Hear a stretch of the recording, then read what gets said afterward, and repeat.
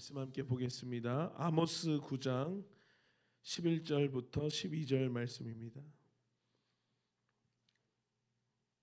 우리가 너무나도 잘 알고 있는 아모스 9장 11절부터 12절 말씀, 우리 많이 봤던 말씀입니다. 함께 한 목소리로 합독하겠습니다. 시작. 그날에 내가 다윗의 무너진 천막을 일으키고 그 틈을 막으며 그 퇴락한 것을 일으켜서 옛적과 같이 세우고 저희로 에돔의 남은 자와 내 이름으로 일컫는 만국을 기업으로 얻게 하리라. 이는 이를 행하시는 여호와의 말씀이니라. 아멘. 네, 우리 오늘 함께 읽은 말씀을 가지고 거룩한 정렬이라고 하는 제목으로 여러분과 함께 말씀 나누고 또 남은 시간 기도하기를 원합니다. 우리가 이제 다니엘 기도회도 마치고 또 홀리위크도 마치고 그리고 이제 다시금 평범한 일상으로, 이전에 또 선교 사역이 있었고요. 우리가 평범한 일상으로 다시 돌아와서 이제 저녁 기도회와 또 우리 수요 예배와 또 금요 기도회, 우리 이제 이전의 일상의 삶으로 우리가 다시금 돌아갑니다. 그런데 이제 함께 이제 개인의 어떤 기도의 재단을 쌓다가 이것이 이제 잠시, 물론 우리가 어떤 사역을 멈춘 것은 아니지만 그러나 또 다시금 이 기도의 영역이라고 하는 데에서 다시금 이것이 활성화되고 다시금 이것이 가동되려고 하니까 많은 또 개인적인 어떤 어려움들이 있을 것입니다.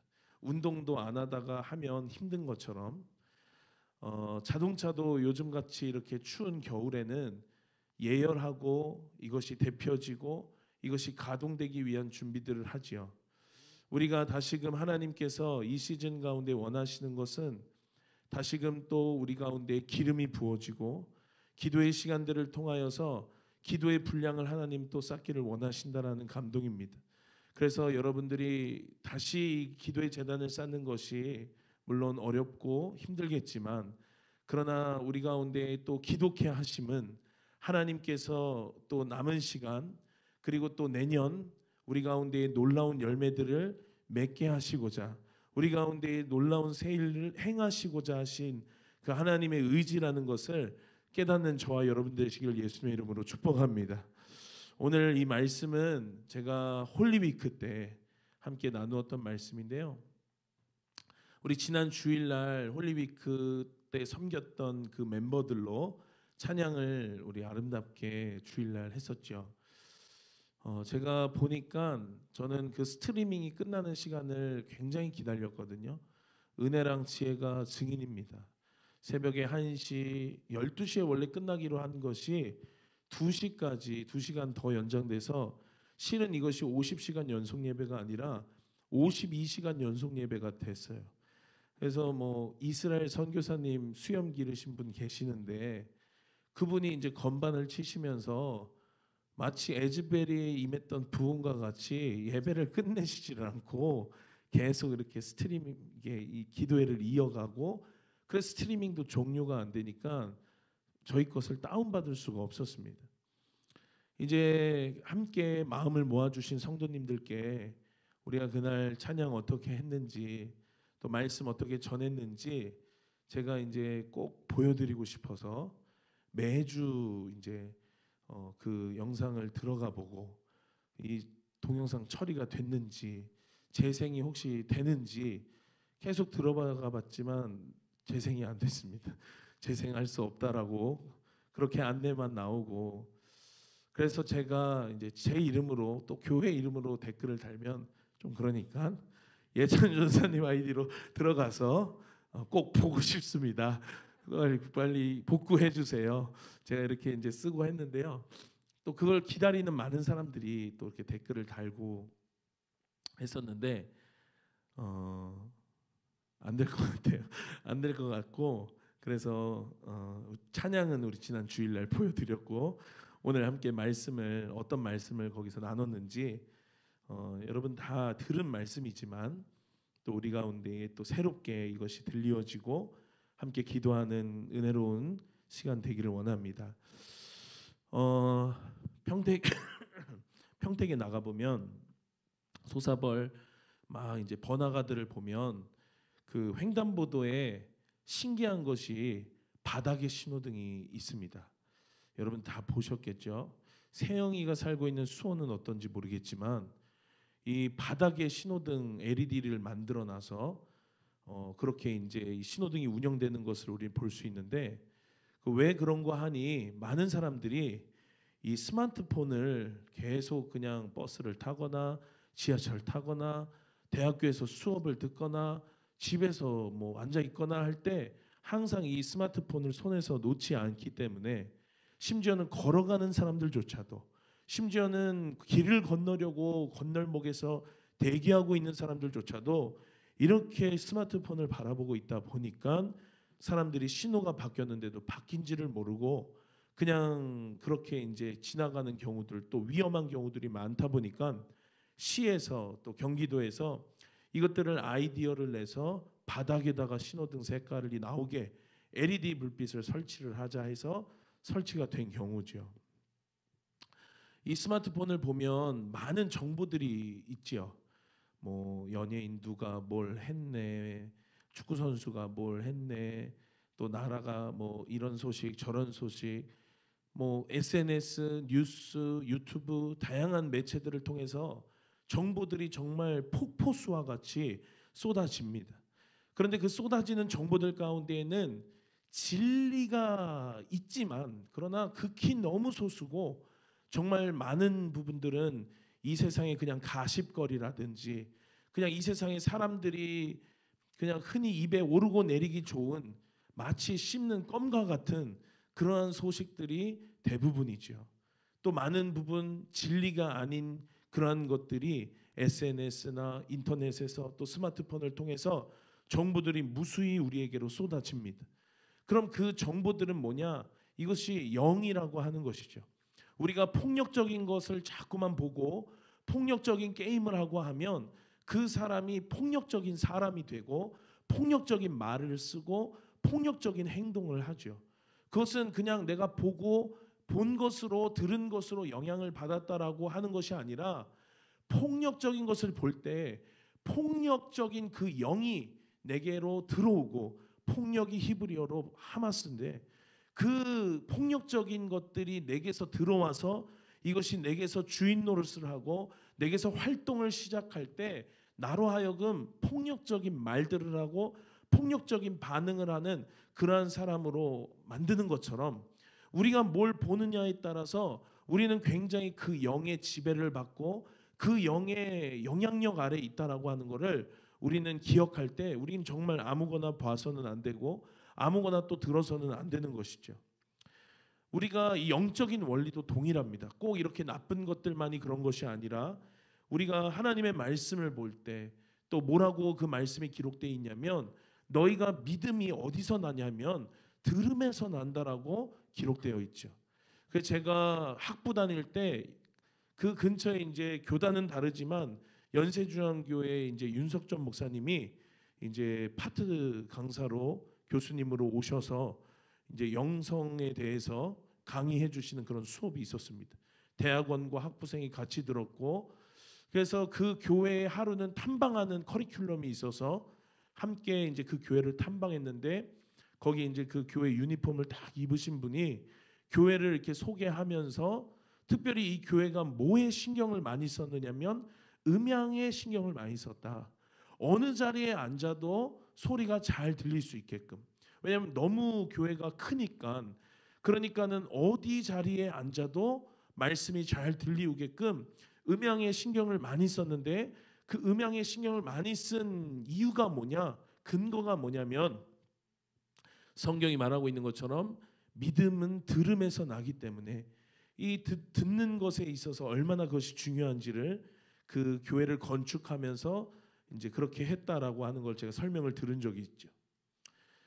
우리가 필리핀도 갔다 와봤지만 하나님이 이 세상을 만드실 때 그냥 이유 없이 까닭 없이 지으신 것이 하나도 없습니다. 모기 같은 것을 생각해 볼 때 하나님이 야, 모기는 왜 만드셨을까 이제 이런 생각을 하죠. 우리가 필리핀 가서 정말 많이 봤던 게 뭐냐면 바퀴벌레고 도마뱀입니다. 이 로이가 이 필리핀 바퀴벌레는 얼만큼 큰지 너무 소문으로만 들으니까 궁금해가지고 제가 필리핀 바퀴벌레 이렇게 이제 인터넷에 쳐보니까요, 뭐가 나오냐면 인도는 3보 1동인데 그 필리핀은 3보 1바퀴다. 얼마나 바퀴벌레가 많냐면 그 독재자인 두르테르인가?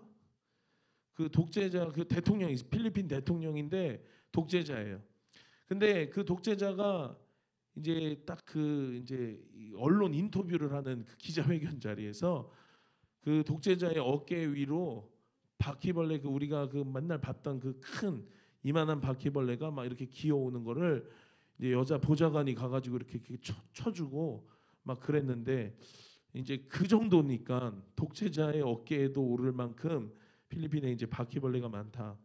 이 얘기를 왜 드리냐면 필리핀에 도마뱀이 정말 많았는데 도마뱀 하면 우리는 굉장히 좀 혐오스럽고 뭔가 좀 징그럽고 이런 대상이지만 그러나 선교사님 말씀 들어보니까 도마뱀이 있기 때문에 필리핀의 나무들이 썩지를 않는다. 도마뱀이 있기 때문에 유해한 유충들, 해충들이 정말 많은데 그 도마뱀이 그것들을 다 잡아먹어 주기 때문에 필리핀 사람들이 살 수 있다라고 그렇게 이야기해 주시는 것을 들었습니다. 그러니까 하나님이 우리가 생각할 때는 이해가 되지 않지만 정말 그런 것들조차도 다 이유가 있게 만드셨다는 것. 선교사님의 건강 비결 중에 하나는 뭐냐면 교회를 오고 가시면서 코코넛 음료를 꼭 드시는 것이 건강 비결이었습니다. 그래서 선교사님 차를 타고 가는 그 멤버들은 한 두어 번 정도 코코넛을 먹었어요. 애들은 이제 오토바이를 타고 가느냐고 못 먹었고 비싸지도 않습니다. 우리나라 돈으로 한 600원, 700원 정도 되는데 맛은 처음엔 좀 비렸는데 약이다 생각하고 먹다 보니까 포카리 스웨트랑 좀 비슷한 맛이었습니다. 하나님이 그런 코코넛 열매들을 왜 그 땅 가운데에 그렇게 놓으셔서 그 사람들로 하여금 그런 것들을 먹게 하시느냐? 그런 것들이 이제 이온 음료와 같은 효과들을 내면서 그 사람들이 더위에 또 많이 탈수 증상이 일어날 수 있지만 그들로 하여금 그러한 것들을 통해 공급받을 수 있게끔 하나님이 정말 이유가 없이 그냥 아무 까닭 없이 하나님이 만드신 것이 정말 단 하나도 없었다라고 하는 것이죠. 그러니 여러분 코코넛 나무 열매 또 도마뱀 이런 것만 보더라도 하물며 하나님의 뜻이 다 거기 감춰져 있는데 우리 인생들이 여러분 어떠한가? 우리 인생들을 그냥 하나님이 그냥 지으신 것이 없고 하나님이 다 이유가 있고 하나님이 다 목적이 있고 하나님이 다 뜻이 있어서 우리의 인생들을 만들어주셨다라고 하는 것입니다. 그리고 그 인생들이 모인 가정, 그 인생들이 모인 교회, 그리고 그 인생들이 모인 한 나라, 국가 이것조차도 하나님은 뭔가 뜻이 있기 때문에 만드셨다라고 하는 것입니다. 그런데 여러분 이 세상에 이 발전된 미디어들을 통해서 특별히 이 세대들에게 이제 이 세상의 영들, 혼미한 것들이 막 이제 유입이 되다 보니까 이것들을 가지고 내 마음을 지키고 생각을 지키는 것이 정말 쉽지가 않죠. 그러다 보니까 세상의 가치관이 진리인 줄 알고 정말 좋은 대학교, 좋은 간판 다는 것이 진리인 줄 알고 그것이 내 인생을 성공시키느냐 실패하느냐 그 길인 줄 알고 매년마다 수능만 끝나면 좋은 대학교 가지 못할까 봐서 그냥 자기 목숨을 포기하는 청소년들도 너무 많죠. 그러나 대학교를 졸업해보고 대학원을 나와보고 어른이 돼보면 좋은 대학교 간판 하나는 정말 뭐 물론 있으면 좋겠지만 그러나 그것이 없다라고 해서 전혀 내 인생에 어떤 영향을 끼치지를 못합니다. 정말 그때는 그게 전부인 것 같아 보였는데 실은 그 인생이 지나고 돌아보면 그것이 전부가 아니었다라는 것을 우리는 깨달을 수 있죠. 그런데 많은 이 미디어 매체들을 통해서 잘못된 비진리가 그 사람들의 마음을 믿지 아니하는 자들의 마음을 혼미케 한다라고 성경이 기록을 합니다. 그러니 많은 사람들이 하나님이 내 인생을 왜 만드셨는지 왜 하나님이 내 인생을 창조하셨는지, 내가 무엇 때문에 살고 내가 뭘 향해서 살아야 하는지 하나님이 그 계획이 다 분명히 있지만 많은 사람들이 그것에 대해서 관심을 갖지를 않고 많은 사람들이 그것에 대해서 궁금해하지를 않는다라고 하는 사실입니다. 그러니 여러분, 오늘 이 말씀을 통해서 우리가 하나님 앞에 거룩하게 정결될 때 우리가 어떻게 살아야 하는지, 우리가 무엇을 향해 살아야 하는지, 우리의 부르심은 무엇인지 이 시간에 발견되는 거룩한 시간 되시기를 예수님의 이름으로 축복합니다. 우리 대한민국은 역사 가운데 한 번도 우상 숭배를 안 했던 적이 없는 그런 나라지요. 미신과 또 잡신의 나라입니다. 주일날 세바니가 왔는데, 세바니가 이제 1월 달에 스와질랜드로 이제 선교를 간다고 대학생 선교회에서 이제 그 유인물을 주었습니다. 스와질랜드의 85%가 기독교 인구다, 이제 이렇게 이제 나와 있어서 야, 대단하다, 85%나 기독교 인구구나. 그런데 그 뒤에 설명이 그러나 조상 숭배와 또 뭐 하여튼 다양한 그 토착의 그 어떤 그런 샤머니즘적인 요소들이 섞여져 버린 혼합주의다라고 이제 그렇게 설명이 돼 있죠. 그러니 85%라고 하는 숫자는 사실 그렇게 큰 의미가 있는 숫자가 아닙니다. 그것과 더불어서 우리나라도 아주 한 잡신하고 한 미신과 이런 것들이 어마어마한 나라죠. 조금만 시골로 가보면 뭐 나무들마다 막 형형색색의 띠를 두르고 또 뭐 어디 바닷가라든지 그런 뱃사람들은 얼마나 이 뭐 배 만선되기를 위해서 배가 한번 나갈 때마다 제사를 드리고, 심지어는 뭐 자동차를 산다거나 심지어는 뭘 할 때마다 돼지 머리를 올려놓고 그렇게 우상 숭배하고 미신과 잡신을 섬기는 그러한 것들이 우리 가운데 너무나도 많죠. 우리 안성의 바우더기 축제만 보더라도 지역의 전통 문화 축제인 것 같지만 그러나 그 안에는 너무나도 하나님이 싫어하시는 그런 미신들, 샤머니즘적인 요소들이 정말 많습니다. 그러니 여러분, 이것만 놓고 본다면 이 나라는 이미 심판받았어야 할 땅이고, 이 나라는 이미 저주받고 하나님 앞에 이 심판을 당했어야 하는 그런 민족인데, 그럼에도 불구하고 이 나라가 지금까지 왜 이렇게 존재하느냐. 우리 역사를 보면 말갈족이나 여진족이나 거란족처럼 생겼다가 없어지는 민족들도 정말 많습니다. 그런데 이 대한민국이라고 하는 이 땅, 이 나라 이 민족은 이 우상 숭배하고 미신과 잡신을 섬기는 나라임에도 불구하고 없어지지 않고, 또 이 반도라고 하는 지형적인 특성상 정말 많은 외세의 침략들이 우리나라 역사 가운데 있었죠. 또 일제 강점기라든지 6.25 전쟁이라든지 국가적인 위기도 정말 너무 많았습니다. 그러나 그 가운데에서 하나님 이 나라를 지키시고 이 나라를 지금까지 남겨두신 이유와 목적이 뭐냐? 그것은 이 나라의 부르심 때문이라고 하는 것입니다. 이 나라를 창조하신 하나님께서 이 나라를 통하여서 마지막 때 하시고자 하시는 역할이 있기 때문에, 하나님의 뜻이 있기 때문에 이 나라가 지금까지 남겨졌다라고 저는 그렇게 생각합니다. 여러분, 영화를 보시면 아무리 총탄과 포탄이 날아드는 그런 전쟁 상황 가운데서도 주인공은 절대로 죽지 않습니다. 왜냐하면 이 주인공이 이 영화의 끝자락에 해야 할 역할이 있기 때문에, 이 주인공이 영화를 통해서 그 시나리오가 전개되면서 해야 할 중요한 역할이 있기 때문에 이 주인공이 죽어서는 영화가 진행이 안 되기 때문에 절대로 죽지 않는 것이죠. 이와 같이 하나님은 역사의 주관자이시고 전 세계 수많은 나라들이 있지만, 수많은 민족들이 있지만 하나님께서 이 나라와 이 민족을 사용하셔야 하는 분명한 계획이 있으시기 때문에, 그렇기 때문에 하나님이 이 나라를 지금까지 이렇게 지키시고 보호하신다라고 하는 것입니다. 여러분, 이 나라의 출발, 이 나라의 시작이 어떠했는지 함께 보기를 원하는데요.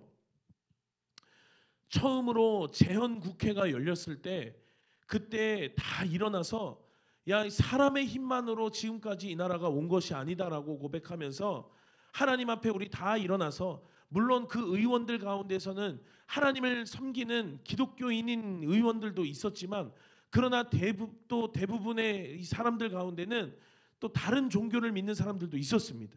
그러나 그때 의장이었던 이승만 박사가 일어나서 하나님 앞에 다 우리가 감사 기도로 이 나라를 시작하자고 그렇게 건의했고, 그걸 토대로 이윤영이라고 하는 의원이 일어나서 하나님 앞에 기도했죠. 기도하면서 감사하면서 세워진 나라가 바로 대한민국인 것입니다. 그때 기도의 내용이 무엇이었냐면 정말 그때 북한보다도 더 못 살았던 그때였습니다. 그때 하나님 민생의 복락을 주시고 또 남북의 통일을 허락하시고 또 세계의 평화를 전하는 나라, 세계의 복음을 전하는 나라가 되게 해달라고 그렇게 기도했습니다. 하나님이 그 기도의 응답대로 이전의 시간들을 통해서, 산업화하는 그 시간들을 통해서 이 나라 가운데 한강의 기적이라고 하는 놀라운 기적을 이 나라 가운데 허락하셨고, 그래서 이 나라가 정말 오히려 그 당시에 전쟁 직후에는 필리핀의 원조를 받는 그런 나라였지만, 그러나 지금 이 나라를 통해서 정말 수많은 세계의 빈민국들을 오히려 이제는 돕는 나라가 되었습니다. 세계 선교하는 나라, 제사장 나라, 하나님 앞에 그 부르심을 감당하는 나라가 바로 이 나라라고 하는 것입니다. 한 사람의 인생이 하나님 앞에 바로 서고 정렬되어지고 또 그 부르심을 발견하고 성령 충만해서 그 부르심의 소명을 이루어 가야 합니다. 그것이 한 사람의 인생입니다. 그러니 내가 하나님 앞에 바로 서고 하나님 앞에서 기도하면서 또 하나님 앞에서 신앙생활하면서 하나님이 나를 왜 창조하셨는지 그 이유와 까닭을 발견하고 그 이유와 까닭대로 살고자 몸부림치면서 성령 충만하기 위해서 우리 거룩한 몸부림을 치고, 그러면서 하나님 내 삶을 통하여서 부르신 그 부르심의 소명을 이루어가는 한 사람의 인생과 같이, 여러분들의 가정도 또 이 교회도 이 나라와 민족도 동일하게 하나님이 부르심이 있는데, 그 부르심을 하나님 앞에 거룩한 정열로 하나님 앞에 바로 섬으로써 그 부르심을 발견하고 또 그 부르심대로 살기 위하여서, 그 부르심을 이루어 가기 위하여서, 성령 충만하기 위하여서 우리 몸부림치는 그 몸부림이 있어야 된다라고 하는 것입니다. 그러면서 오늘 말씀 제목이 거룩한 정열인데, 그 거룩한 정열의 첫 번째 모습은 뭐냐? 그것은 바로 회개입니다. 이 대한민국에 놀라운 부흥이 있었을 때마다 성도들이 모여서 또 함께 연합하여서 국가적인 어떤 재단으로 하나님 앞에 예배했던 그러한 모임들이 있었습니다. 하나님의 이름으로 민족의 교회들이 모이고 하나님의 이름으로 성도들이 모여서 결국 하고자 했던 것이 뭐냐면, 그냥 좀 시원하게 은혜 받고 내 마음 그냥 좀 한번 하나님 앞에서 울고, 그렇게 해서 그냥 내가 어떤 내 문제를 해결하고 나의 어떤 오감을 만족시키는 그 정도의 차원이 아니라, 그들이 모여서 결국 하나님 앞에 하고자 했던 것이 무엇이었냐면 회개하는 것이었습니다. 하나님 앞에 뭔가 하나님의 뜻과 내가 조금 엇갈린 것이 있다면 그것들을 바로 잡는 것이었습니다. 하나님의 시선과 내 시선이 뭔가 비껴간 것이 있다면 다시금 일치시키는 것이 그들이 결국 민족적으로 모여서 하고자 하는 것이었습니다. 여러분, 성경에 보니까 이스라엘도 미스바 광장이라는 곳에 굉장히 많이 모였는데 그 모임 목적과 이유가 뭐냐면 하나님 앞에 회개하기 위함이었습니다. 죄된 삶에서 떠나서 부르심의 이 삶을 망각하고 이스라엘이라고 하는 어떤 그 정체성이 그들 가운데 있었는데, 그들이 그 정체성과는 아무런 상관없는 삶을 살았던 지난날의 시간들을 청산하고, 그저 나를 위해서 살았던 그 시간들을 청산하고, 그냥 이 땅에서 잘 먹고 잘 사는 생존을 위한 삶을 청산하고 하나님 앞에 바로 서기 위해서 그들이 모였다라고 하는 것입니다. 더 가까이 하나님 앞에 가기 위해서 그들이 그렇게 몸부림쳤다라고 하는 것이죠. 그리고 그 몸부림치는 것의 출발이, 모습이 뭐였느냐? 회개였다라고 하는 것입니다. 여러분들의 마지막 회개는 언제셨습니까? 여러분들은 하나님 앞에 언제 바로 서셔서 그 조명하시는 성령의 비추심 앞에 여러분들이 마지막으로 하나님 앞에 눈물로 회개했던 것은 언제셨는지 여러분이 하나님 앞에 점검하고 우리가 스스로 정말 깨닫는 그러한 이 시간 되기를 원합니다. 회개하지 않는 영혼에게는 여러분 부흥이 없습니다. 회개하지 않는 영혼에게는 여러분 구원이 없습니다. 성경에 정말 난해한 구절들이 많습니다. 교단마다 교파마다 강조하는 부분들이 달라서 그래서 이것이 부딪힐 때가 많습니다. 그러나 부딪히지 않는 것, 교단마다 교파마다 부딪히지 않고 다 한 목소리로 자명하게 이야기하는 것이 뭐냐면 회개하지 않는 영혼에게는 구원은 없다라고 하는 것입니다. 여러분, 존 웨슬리가 이런 말을 했습니다. 어떤 말을 했냐면 구원은 어떤 사람이 받는지 그것은 하나님의 경륜이다. 그러나 한 가지 내가 분명하게 이야기할 수 있는 것은 눈물이 마른 자는 천국에 갈 수 없다라고 그가 그렇게 이야기했습니다. 심령이 가난한 자, 천국이 그들의 것이라고 하나님이 말씀하셨죠. 그러니 여러분, 우리의 심령을 날마다 하나님 앞에서 가난케 해서 정말 하나님 한 분만으로 만족하고 하나님 한 분만으로 충분한 그러한 인생들 되시기를 예수님의 이름으로 축원합니다. 날마다 하나님 앞에 기도하실 때 하나님께서 회개의 영을 부어주셔서 그래서 정말 내가 그냥 지나쳤던 그 영역들마저도 하나님이 죄로 비추시고 말씀하시고 책망하셔서 눈물로 하나님 앞에 회개할 수밖에 없는 은혜의 시간들이 여러분들의 삶 가운데 있게 되기를 예수님의 이름으로 축원합니다. 세례 요한의 메시지도 그래서 한마디로 이야기하면 회개하라라고 하는 메시지였습니다. 예수님께서 사역하시면서 하나님의 나라를 전하셨는데 그 하나님의 나라의 메시지의 핵심이 뭐냐면 바로 회개하라라고 하는 것이었습니다. 그러니 여러분, 모든 부흥의 역사들 다 회개로부터 시작됐다는 것. 우리가 평양 대부흥의 역사도 길선주 장로의 회개로부터 시작됐다는 것. 그러니 여러분, 이 회개로부터 부흥이 시작되고 이 회개로부터 하나님의 나라가 임한다라고 하는 것을 기억하시는 저와 여러분 되시기를 축원합니다. 이 부흥이라고 하는 거 성경에 정말 많이 나올 것 같은데 하박국서에 한번 등장한다라는 거 여러분 말씀드렸죠. 하박국이 오늘날로 따지면 선지자 목사님이죠. 그런데 그가 하나님 앞에 정말 바로 서는 그 정열이 없었습니다.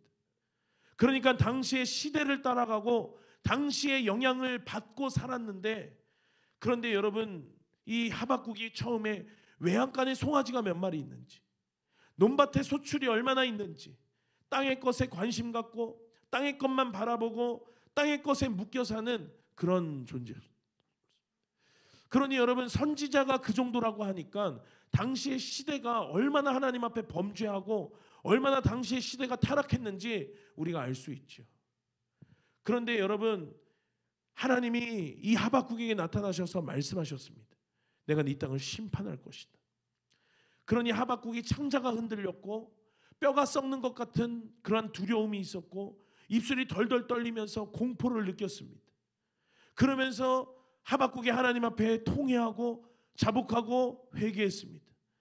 그러니까 이전에 땅의 것에만 관심 가졌던 하박국이 뭐라고 고백하냐면 논밭에 소출이 없고 외양간에 송아지가 없어도 나는 여호와로 인하여 즐거워하리로다. 여러분, 이렇게 고백하는 것입니다. 그리고는 주의 일을 수년 내 부흥케 해달라고. 이전 같았으면은 그의 기도의 제목은 뭐였냐면 논밭에 소출을 좀 많이 나게 해달라고, 심판하시겠다면 논밭에 소출을 좀 남겨달라고, 외양간에 송아지를 좀 살려달라고 그렇게 그가 고백했을 텐데, 그러나 그가 논밭에 소출 없고 외양간에 송아지 없어도 나는 여호와 하나님으로 인하여서 즐거워할 것이고, 그리고 하나님 이 땅 가운데에 심판하시는 것이 하나님의 뜻이거든 하나님의 뜻을 이루시고, 그러나 진노 중에라도 긍휼을 잊지 말아달라고 하나님 앞에 그렇게 간구하고 고백하는 것이죠. 그러니 여러분, 이 부흥이라고 하는 단어가 유일하게 나온 구약에서 이 하박국, 그러니 부흥이 뭐냐면 이전에 이 땅의 것으로 살았던 사람이 그 이 땅의 것으로 살았던 시간을 청산하고 하늘의 것으로 사는 것이 부흥인 것입니다. 내 마음대로 살았던 이 땅에서 그냥 잘 먹고 잘 사는 땅의 것을 바라보고 살았던 사람이 하늘의 소망을 보고 사는 그것이 여러분 부흥인 것입니다. 나를 위해 살았던 사람이 주를 위해 사는 것이 바로 부흥인 것입니다.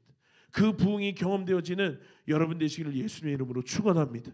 두 번째, 거룩한 정렬이 우리 가운데 임할 때, 하나님 앞에 바로 서는 시간이 우리 가운데 임할 때 우리 가운데 나타나는 두 번째 모습은 뭐냐? 그것은 예배의 회복입니다. 마지막 때는 어떤 목회 사역보다도 예배 사역이 이제는 이 예배를 통해서 하나님이 영혼들을 일으키시고 예배를 통하여서 하나님이 만나주시고 예배를 통하여서 치유를 경험케 하시는 이 예배 사역이 이제는 주가 될 것이다라고 서목사님도 말씀하셨고 또 시대에 깨어있는 종들이 다 그렇게 이야기를 합니다. 여러분, 예배가 회복될 때 우리의 모든 것들이 회복되어지게 되어 있습니다. 우리는 뭔가를 회복하기 위하여서 아둥바둥거리고 몸부림치지만 그러나 그 모든 문제는 영적인 문제인 것입니다.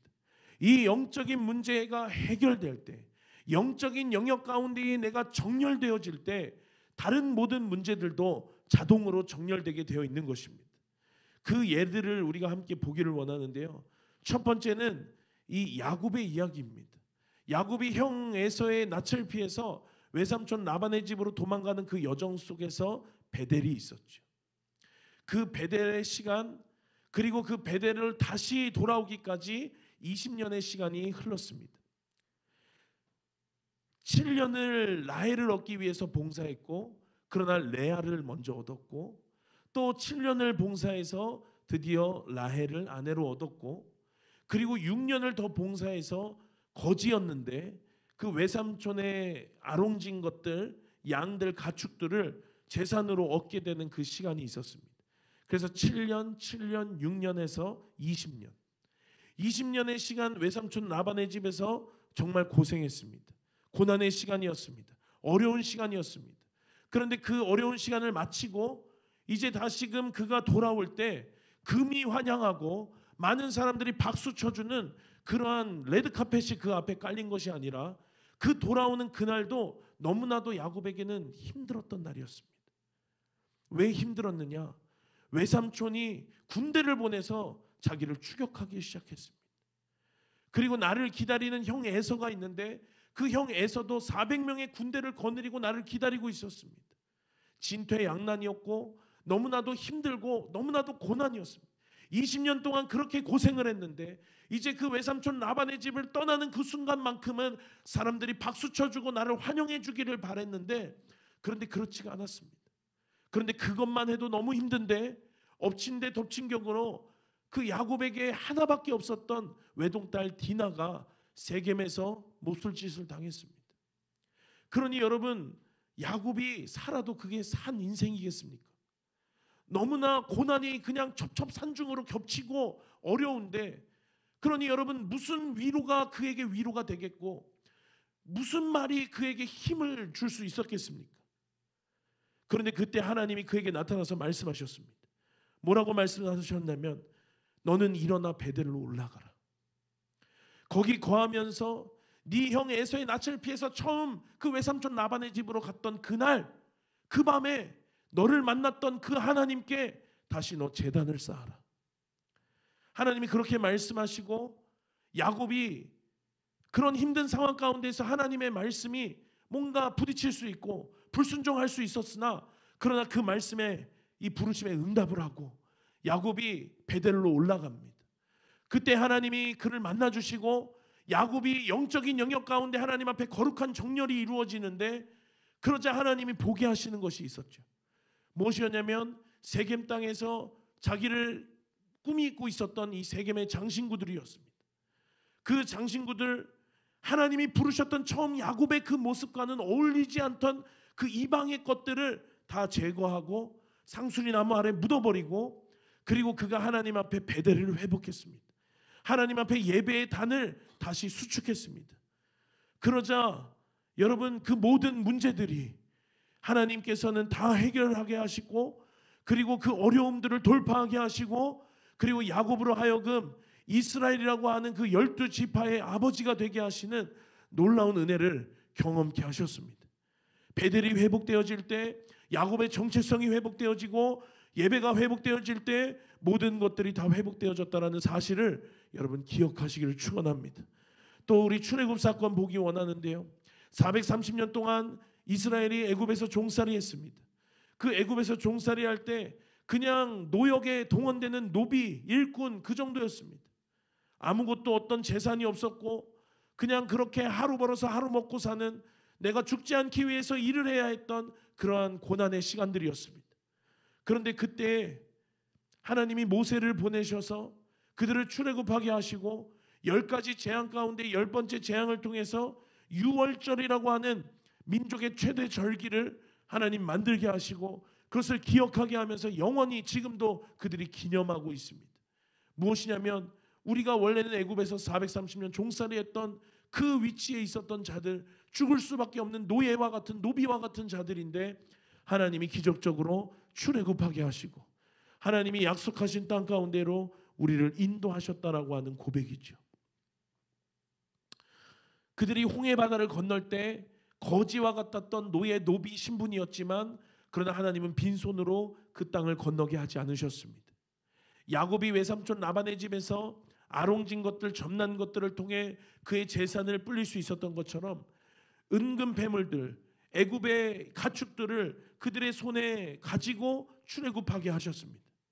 그런데 그들이 잘나서 그것들을 가지고 나왔느냐?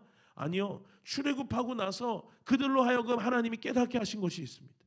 하나님이 시내산에서 말씀을 주시고 그 두 돌판을 통해서 법궤를 만들게 하시고 법궤를 통하여서 그들 가운데에 하나님을 섬기는 민족이라는 정체성이 예배가 그들 가운데 회복되게 하시자 하나님이 뭘 보게 하셨냐면 야, 내 손에 있는 은금 패물들과 내 손에 있는 애굽의 이 가축들이 이것이 내 힘으로 얻어진 것이 아니고 내가 뭘 잘해서 가지고 있게 된 것이 아니고 하나님이 주신 것이고 그리고 이 가지고 있는 이것이 나를 살리고 나를 먹이고 나를 지키고 내 민족을 보호해 주는 것이 아니라 나를 살리시는 유일한 분이 누구냐면 하나님이시고 나를 지켜주시는 유일한 분이 누구냐면 하나님이시다라는 그 고백이 그들의 영적인 영역 가운데 거룩한 정렬이 이루어지니까 그들로 하여금 하나님 깨닫게 하셨습니다. 그래서 감동을 하나님이 주시는 자들마다 그들 손에 있는 가축들, 은금 패물들을 다 하나님 앞에 드리게 하셨고 그리고 그것들을 가지고 유다 지파의 브살렐과 단 지파의 오홀리압을 통해 그들 가운데 성막을 하나님이 만들어 주셨습니다. 그러니 여러분 그 성막 가운데 하나님의 임재가 충만했고요. 하나님이 그곳 가운데에 하나님을 경외하는 영이 부어졌고 그들의 정체성이 뭐냐?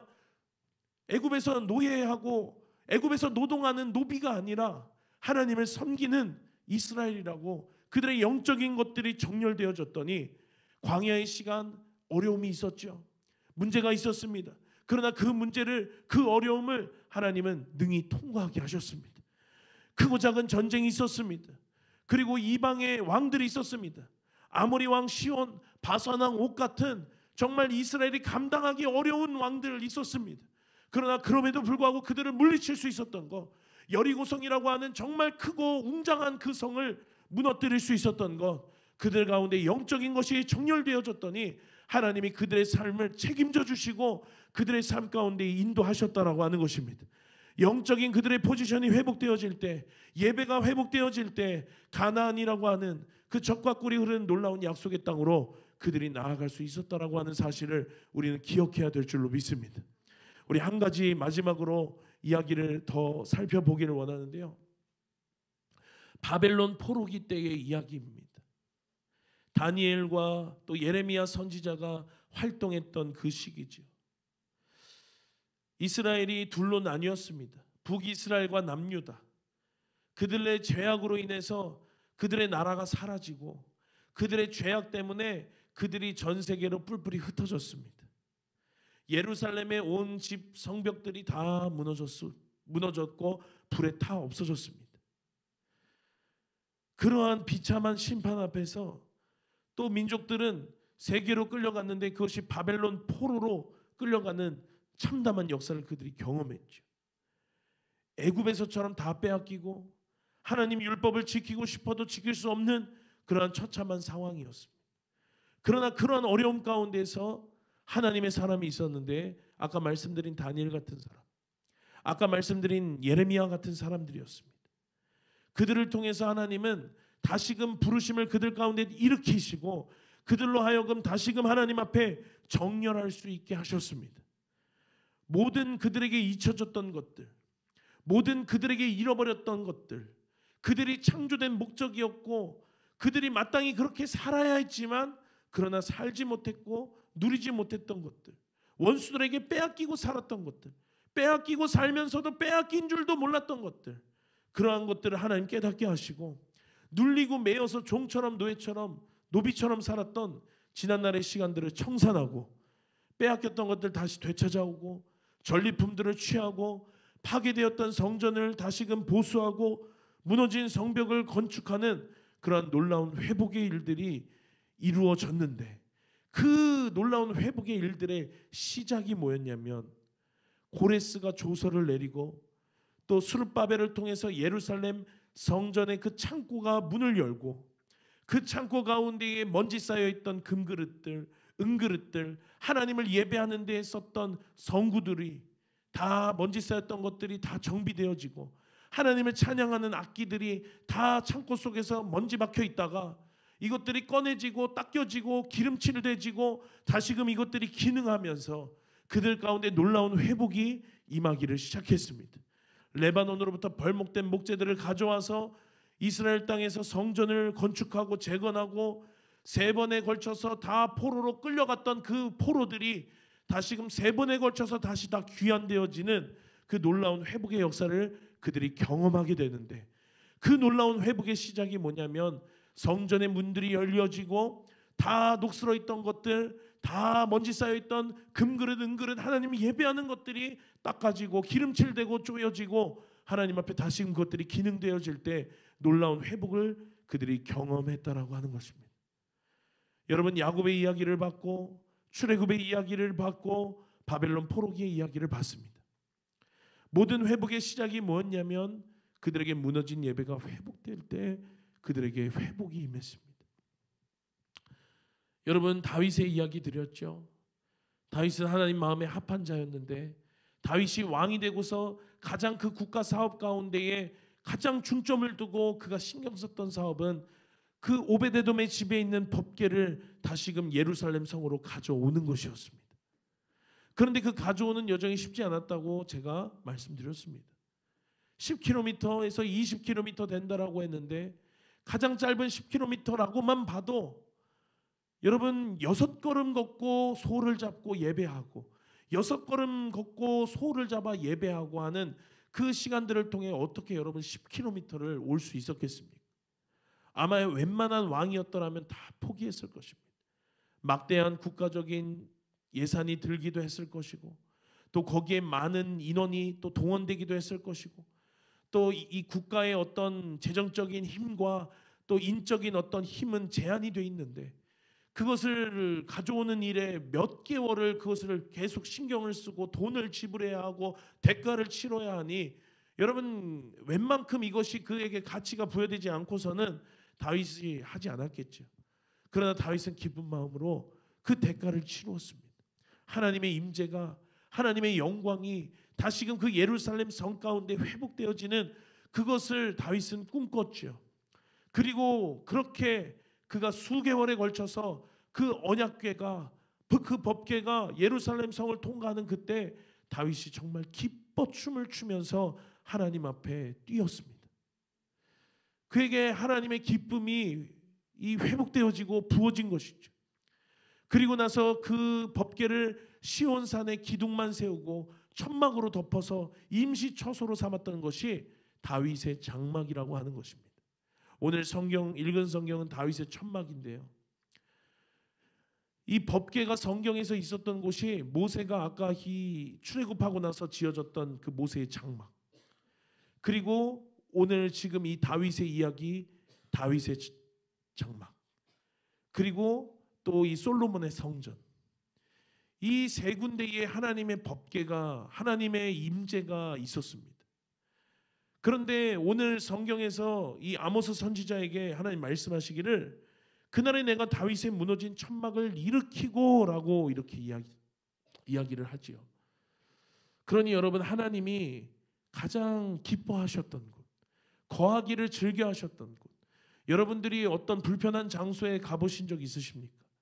그냥 빨리 내가 좀 편한 데 가고 싶다, 내가 좀 빨리, 대부분의 분들에게는 집이 싫텐데 좀 어려운 자리에 있다가도 내가 좀 편히 있을 수 있는, 내가 좀 즐겨 있을 수 있는 그곳으로 내가 얼른 가고 싶다, 이런 마음이 다 있는 것처럼 하나님도 물론 그 가운데에 다 임재하셨지만 그러나 하나님이 거하시기를 즐겨하셨던 곳이 다윗의 천막이었다라는 것. 그러니 여러분, 저와 여러분은 이 다윗의 장막 같은 사람이 되어야 될 줄로 믿습니다. 우리가 다윗과 같은 이 다윗의 장막이 되어질 때 하나님이 내 안에 거하시는 것이 너무 즐거워하시는, 너무 기뻐하시는 그런 하나님의 산 성전이 될 수 있는 것이죠. 그러니 여러분, 오늘 말씀을 맺으면서요, 우리가 하나님 앞에 거룩한 정렬을 딱 이루면 하나님이 우리를 왜 창조하셨는지 하나님이 우리에게 가르쳐 주십니다. 저도 처음에 신학교를 갔던 20살 때 하나님이 뭔가 뜬구름 잡는 것 같은 그런 말씀들로 저를 인도하셨습니다.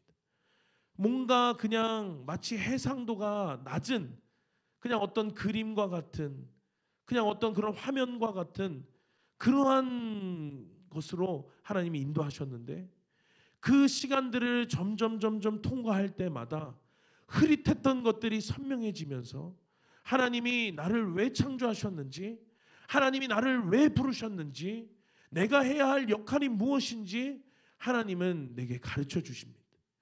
그러니 여러분, 각 사람에게 하나님의 창조와 하나님의 만드신 이유와 목적이 있다라고 말씀드렸습니다. 우리 하나님 앞에 이 거룩한 정렬을 이루어서 하나님의 그 부르심을 발견하는 저와 여러분 되시길 예수의 이름으로 축원합니다. 그래서 우리가 하나님 앞에 날마다 몸부림쳐야 될 것이고요, 하나님이 이 시즌, 이 시간을 통하여서 내게 원하시는 바를 우리는 해야 될 줄로 믿습니다. 그러기 위해서 우리 하나님 앞에 우리가 바로 서는 그 거룩한 정렬이 필요하고, 그 거룩한 정렬을 내가 이루었는지 이루지 않았는지를 볼 수 있는 모습에는 여러 모습들이 있겠지만 오늘 대표적으로 두 가지를 말씀드렸습니다. 첫 번째는 회개하는 것이고, 두 번째는 예배가 회복되는 것입니다. 우리 안에 어떤 예배가 점점 회복되는 것이 아니라 그냥 예배가 계속 형식적으로 남아있고, 예배를 통해서 하나님을 만나고 하나님을 느꼈던 것이 너무 지난 오랜 시절의 이야기라면 하나님 앞에 거룩한 정렬을 통해 그 예배가 회복되어야 될 줄로 믿습니다. 우리가 하나님 앞에 기도하면서 눈물로 회개했던 그 시간이 언제인지 기억도 안 난다면 하나님 앞에 영적인 영역 가운데 거룩한 정렬을 이루어서 하나님이 주시는 눈물로 우리 하나님 앞에 회개해야 될 줄로 믿습니다. 그럴 때 여러분, 우리 안에 이 거룩한 정렬이 우리 삶 가운데 많은 문제들을 정렬하게 하고 삶 가운데 많은 복잡하고 어려운 것들을 정렬케 하신다라고 하는 것입니다. 개인의 인생도 그렇고요, 가정도 그렇고, 교회도 그렇고, 이 나라와 민족도 동일합니다. 그러니 여러분, 우리의 삶 가운데 날마다 이 놀라운 회개와 또 예배의 회복이 경험되어지는 은혜의 시간을 통과하는 저와 여러분 되시기를 예수님의 이름으로 축원합니다.